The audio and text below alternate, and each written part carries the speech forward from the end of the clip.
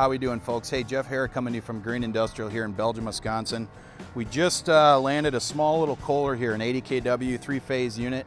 It's a nice open skid machine. We just went through and did a PM on this thing, put all new oil and fluids in, changed all the filters all the way around, oil, air, and fuel. Put some fuel and a battery to this thing, and we're gonna run it for you here today. So folks, if you're looking for a machine, I believe this is a 12-wire machine, so this will do almost any voltage, but it's currently set up to run 277 480, but it's got a unit mounted start and stop panel. It has a unit mounted circuit breaker. Again, pretty much has everything you're gonna need. A very simple start and stop. You could put a transfer switch to this thing and have it running in your shop in no time. 272 current run hours on this thing. So folks, if you have questions, give us a shout at the office, 262-476-5045, or check out our website at www.gibuys.com. And as always, folks, save thousands, buy used from Green Industrial today. Let's check this thing out.